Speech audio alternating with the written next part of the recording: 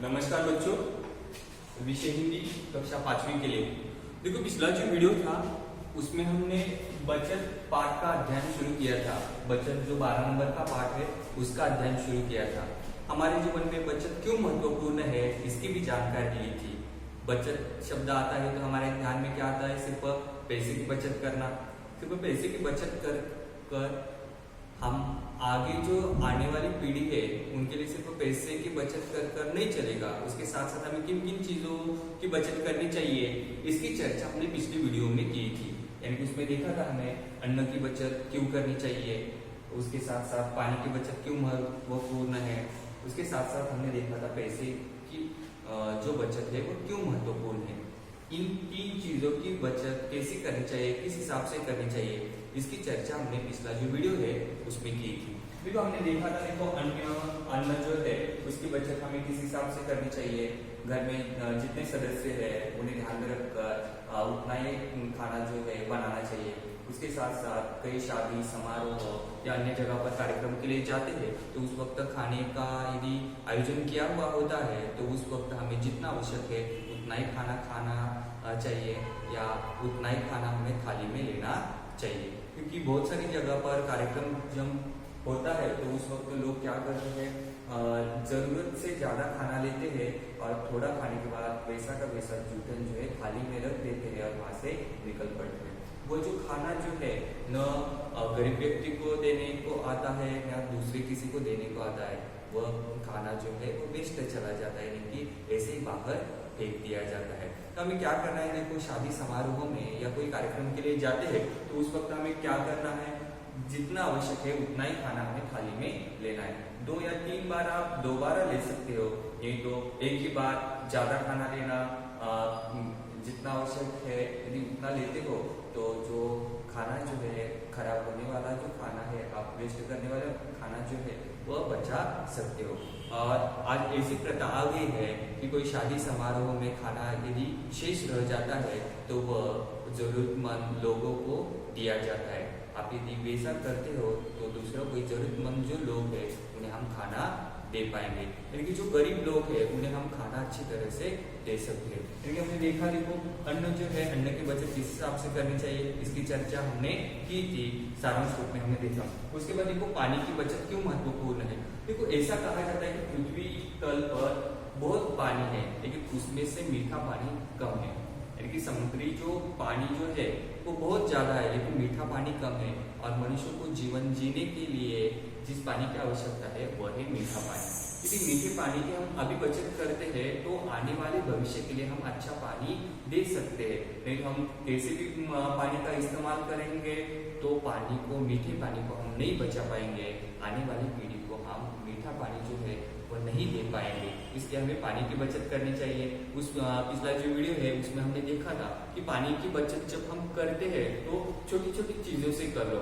यानी कि घर में एक गिलास में हम पानी लेते हैं, जितना आवश्यक पीने के लिए चाहिए उतना ही ले लो गिलास में। बहुत सारे छात्र, बहुत सारे बुजुर्ग और बड़े लोग भी ऐसे करते हैं। देखो, जितना आवश्यक है उससे ज्यादा पानी लेते हैं और पानी लेने के बाद आधा पेला जो है वो खत्म कर देते हैं और आधा जो शेष रह गया पानी जो है बाहर फेंक देते हैं। ऐसा करोगे तो पानी व्यर्थ में चला जाएगा। देखो, पानी की अहमियत उन्हें पूछो जिस जगह पर बरसात कम होती है, जिस जगह पर पानी की किल्लत है। तो वह बहुत सारे ऐसे कोल्हापुर के बारे में देखते हैं तो कोल्हापुर में हर साल वर्षा जो है अच्छी तरीके से होती है, इसलिए यहाँ के लोगों को पानी की अहमियत पता नहीं है। लेकिन सोलापुर और उससे आगे जाओ तो वहाँ के लोगों को पूछो कि पानी की अहमियत क्या है।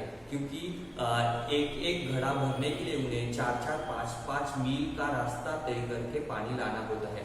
तो वो जो लोग हैं वो पानी की अहमियत समझ पाते हैं, लेकिन हम नहीं। हमें लगता है कि अरे चलो हम तो क्या करते हैं कि पानी का बिल भरते हैं तो जितना आवश्यक है उतना पानी का इस्तेमाल करो। लेकिन यह सोच जो है वो बदल डालो, क्योंकि पानी की बचत करनी है तो छोटी छोटी चीजों की ओर ध्यान दे लो। यानी कि जितना आवश्यक है उतना ही पानी ले लो। यदि वो शेष रह जाता है तो पेड़ को वो डालो। यदि पेड़ को डालते हो तो पेड़ जो है अच्छी तरह से हरा भरा हो जाएगा। इसकी चर्चा भी हमने की थी। उसके बाद तो पैसे की बचत हमें क्यों जरूरी है। देखो ऐसा कहा जाता है कि जो व्यक्ति ज्यादा कमाता है वह अहमियत नहीं रखता, जो व्यक्ति ज्यादा पैसे की बचत करता है वह अहमियत रखता है। यानी कि इसका उदाहरण भी हमने देखा था, एक व्यक्ति को 1000 तनख्वाह है दिन में और एक व्यक्ति को 100 रुपए तनख्वाह है। उसमें से एक व्यक्ति जो है 1000 रुपए कमाने वाला जो है वह 950 रुपए दिन में गवा देता है, इनकी खर्चा कर देता है, और दूसरा व्यक्ति जो है वह दिन में 100 रुपए कमाता है लेकिन उसमें से 70 या 80 रुपए बचत करके रखता है। इसमें से इनकी तुलना की जाए तो 10 साल के बाद हम देखेंगे तो किनके पास पैसे की ज्यादा बचत होगी?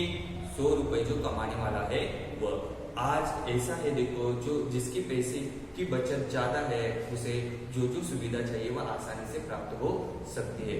तो छोटे बच्चों को भी ये आदत लगानी चाहिए कि छोटे बच्चों को जब भी हम पैसे देते हैं तो पैसे देने के बाद उसे खर्चे करने के लिए नहीं, जो पैसे दिए हुए हैं वो पिगी बैंक यानी कि जो बर्तन से बनाए हुए एक लोटा होता था, उसमें छोटे बच्चे पैसे डालकर उनकी बचत करते थे।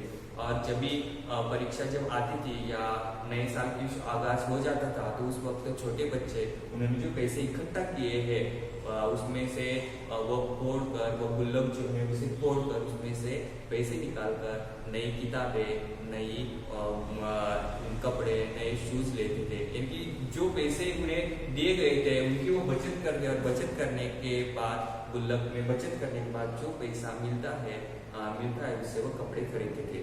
उससे मिलने वाला जो आनंद था वो अलग ही था। क्योंकि छोटे बच्चे को यदि अभी से आदत लगाते हैं कि पैसे की बचत कैसे करनी चाहिए तो वह जब बड़ा हो जाएगा उस वक्त भी उसे पैसे की बचत किस हिसाब से करनी चाहिए वह समझ में आ जाएगा। इनकी चर्चा हमने पिछली वीडियो में की थी, यानी कि अन्न, पानी और पैसे की बचत कैसे करनी चाहिए इसकी चर्चा की थी। अब हम देख रहे हैं, देखो कागज और पेंसिल की बचत क्यों जरूरी है।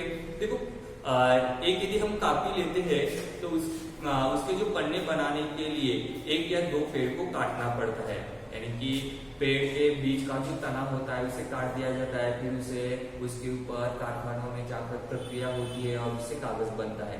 लेकिन देखो हम यदि कागज का इस्तेमाल यदि ज्यादा करेंगे तो ज्यादा पेड़ों को काट दिया जाएगा, और यदि ज्यादा पेड़ों को काट दिया जाएगा तो क्या हो जाएगा, पर्यावरण का संतुलन जो है वो बिगड़ जाएगा और निसर्ग जो चक्र जो है वो सही तरीके से काम नहीं कर पाएगा।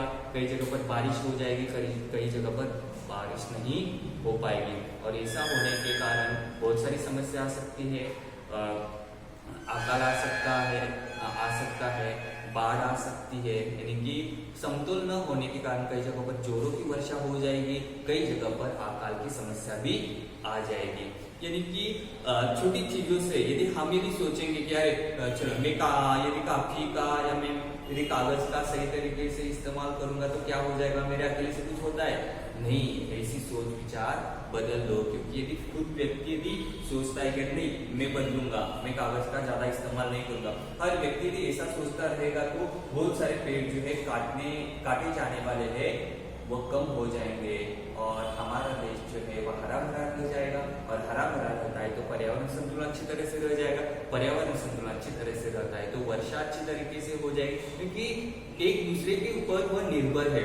हमें कागज की बचत करनी चाहिए। यानी कि देखो हम 5वीं कक्षा में है, 4थी कक्षा में हमने पढ़ाई करते वक्त नई कापियां ली थी, उसमें से कुछ शेष पन्ने रह जाते हैं, यानी कि जिसमें कुछ भी नहीं लिखा, ऐसे 20-30 पन्ने शेष रह जाते तो वो फाड़ दो, उन सभी को इकट्ठा करो। 4-5 कापी में से यदि पन्ने इकट्ठे किए जाए तो वह सभी बनते हैं कम से कम 100 या 200 पन्ने बन जाएंगे। उन 200 पन्नों को अच्छे तरीके से धागे के द्वारा इकट्ठा बांध लो और उसका रफ कापी के तौर पर इस्तेमाल करो। ऐसा करते हो तो आप एक जो कापी है वह लेने वाले थे वो बच जाएगी, और एक कापी बच जाती है तो 2 पेड़ों को काटना जो जाना है वो कम हो जाएगा। समझ में आ रहा है मैं क्या कह रहा हूँ? इसलिए हमें कागज की बचत करनी चाहिए। उसके बाद देखो पेंसिल, आप बोलोगे पेंसिल है कि पेंसिल की किस हिसाब से हम बचत करेंगे तो क्या हो जाएगा। देखो पेंसिल बनाते वक्त भी पेंसिल के ऊपर की जो सतह होती है वह भी पेड़ का जो तना होता है उनसे बनाई गई जाती है। यदि आप ज्यादा पेंसिल का इस्तेमाल करोगे तो ज्यादा पेड़ों को काट दिया जाएगा, और ज्यादा पेड़ों को काट दिया जाएगा तो पर्यावरण संतुलन सही तरीके से नहीं रहेगा। इसलिए देखो, पेंसिल जब इस्तेमाल करते हो तो जितना आवश्यक है उतना उसे शॉर्प करो और वो लिखो। आज मैं देखता हूँ स्कूल में कि आज बहुत बड़े बड़े घर के छात्र हैं, वो क्या करते हैं, देखो पेंसिल लेते हैं, एक दो बार इस्तेमाल की तो हो जाने के बाद फिर नहीं ली, और फिर वो जो पुरानी है वह स्कूल में छोड़ दी या कई जगह पर फेंक दी। इस हिसाब से चल रहा है। लेकिन पहले जमाने में वैसा नहीं था। पहले जमाने में यानी कि एक 10 साल पहले पीछे यदि जाते हैं तो उस वक्त एक बच्चे को एक पेंसिल दी जाती थी और उसे कह दिया जाता था ये 2-3 महीने तक इस्तेमाल करनी। वो इतनी सी छोटी होने तक उसका इस्तेमाल करता था। आज वैसा नहीं है। आज जो है 10 साल के बाद जमाना बदल गया है। हर कोई माता पिता जी को लगता है कि अरे मेरे बेटे को सही सामग्री, सभी जो सामग्री है सही समय पर मिलनी चाहिए, तो बच्चा उसका इस्तेमाल कुछ अलग हिसाब से कर रहा है। आपको क्या करना है, देखो पेंसिल का सही तरीके से इस्तेमाल करना है। अंत तक उसका इस्तेमाल करोगे तो आप पर्यावरण का संतुलन रखने में अपना जो योगदान है वो दे पाओगे। यानी पेड़ यदि बचेंगे तो पर्यावरण संतुलन रह जाएगा। इसलिए पेंसिल आज से कागज और पेंसिल का जितना आवश्यक है उतना ही इस्तेमाल करना है।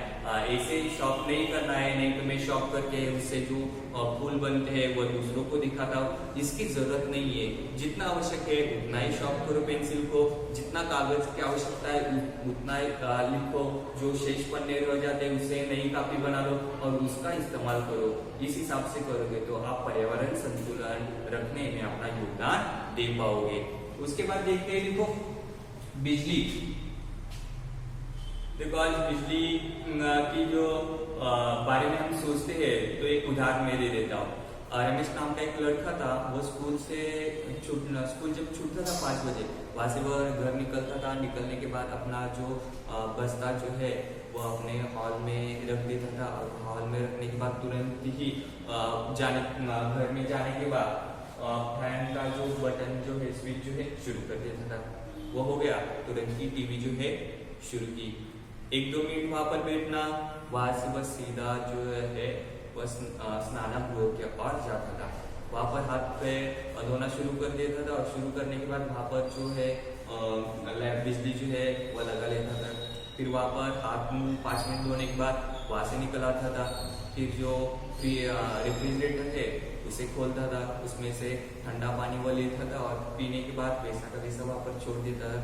ऐसा करने के बाद फिर 10 मिनट के बाद वो आकर अपने जो हॉल में जो है वहां पर आकर बैठता था। लेकिन 10 मिनट के अंदर हॉल में जो टीवी शुरू था, फैन शुरू था, वैसे वो व्यर्थ चला गया। उसके बाद वह स्नानगृह में चले जाने के बाद वहां की बिजली लगा ली है, उसे उसने बंद नहीं किया, और ऐसे ही वह चलता रहता है। 2-3 घंटे के बाद जब माँ को पता चल जाता है कि अरे नहीं, बेटे ने किस हिसाब से कार्य किया है और यह शुरू ही रखा है, तो उस वक्त माँ कहती है अरे रमेश, आपने बिजली जो है, बिजली का स्विच जो है वैसे ही शुरू रखा। तो उस वक्त वह कहता माँ क्या होता है, हम तो पैसे देते हैं ना उन्हें। नहीं, देखो शहर में बहुत सारे, गांव में भी अब बिजली आ गई है, लेकिन बिजली की अहमियत उन कस्बे को पूछो, कस्बा यानी कि छोटे से छोटा गांव जहाँ पर बिजली नहीं है, तो उन्हें 4-4, 5-5 मील कोसों दूर जाकर अपने फोन को चार्ज करके लाना होता है। और भारत में अब ऐसे गांव भी है कि जहाँ पर बिजली अभी तक नहीं आ गई, उन्हें बिजली की अहमियत पूछो। हमारे घर में बिजली आती है, हमें लगता है कि अरे चलो हम पैसे भरते हैं बिजली का इस्तेमाल कर सकते हैं, वैसा नहीं है। अब बिजली की बचत करोगे तो आपके पैसे की भी बचत हो जाएगी, और उसके साथ साथ देखो बिजली की बचत करते हो तो किसी कस्बे को, नए कस्बे को बिजली मिल सकती है। आज लोगों की मांग बिजली की ज्यादा है, और ऊपर से जो मिलने वाली बिजली जो है तैयार होने के बाद देने की, उसकी जो तुलना जो है थोड़ी कम है। इस वजह से नए कस्बे जो है, यानी कि कस्बे जो है, छोटे छोटे गांव है, उन्हें अब बिजली नहीं मिल रही है। यदि ऐसी बचत करते हो, हर कोई सोचेगा जितना आवश्यक है उतना ही बिजली का इस्तेमाल करना है, तो वो बिजली को अच्छी तरीके से बचा पाएंगे। आप क्या करते हो, आज से ध्यान में रखो, जितना आवश्यक है उतना पानी का इस्तेमाल करो, जितना आवश्यक है खाना उतना खाना अपने थाली में ले लो, ज्यादा चाहिए तो दोबारा ले सकते हो। पैसे की बचत, घर वाले जब पैसे देते हैं तो गुल्लक में डालो, गुल्लक यानी कि पैसे इकट्ठा करने का वो बर्तन होता है। वो पहले मिट्टी से बनाया हुआ रहता था, अब वो वैसे नहीं नजर आ रहे, अब प्लास्टिक के बनाए हुए गुल्लक हमें दिखाई देते हैं। उसमें पैसे डालो और इकट्ठा करो, और फिर 6 महीने के बाद, 1 साल के बाद आपने कितने पैसे इकट्ठा किए हैं वो देखो। तो उस वक्त जो खुशी जो मिलती है उसे फोड़ने के बाद जितने पैसे इकट्ठे किए वो अलग ही होती है। उसके बाद देखा हमने कागज और पेंसिल की बचत क्यों जरूरी है, क्योंकि यदि हम इनकी बचत करते हैं तो हम पेड़ों को अच्छी तरीके से बचा पाएंगे। बिजली की बचत करते हैं तो हमारे पैसे की भी बचत हो जाएगी। उसके साथ साथ हमने देखा कि किसी कस्बे को, नए कस्बे को बिजली मिल सकती है। मेरा मानना है कि आज की इस वीडियो में हमने जो बचत पाठ का अध्ययन किया है, अन्न, पानी, पैसा, कागज, पेंसिल और इसके साथ साथ बिजली की बचत क्यों महत्वपूर्ण है, इसकी जानकारी बड़े अच्छी तरीके से आपको आ गई हुई होगी। चलो शाम तक जो मैंने लिख कर लिया है वो अपने कॉपी में लिख कर ले लो। अन्न की, पानी की, पैसे की, कागज, पेंसिल और बिजली की बचत हमें क्यों करनी चाहिए, इन सभी के ऊपर 5-5 पंक्तियां लिखनी है। शाम तक जो मैंने लिख कर दिया है वो अपने कॉपी में लिख कर ले लो। तब तक के लिए मैं बगल में जा रहा हूँ, जल्दी लिख कर ले लो। मेरा मानना है कि आपने लिख कर लिया हुआ होगा। चलो बच्चों, धन्यवाद।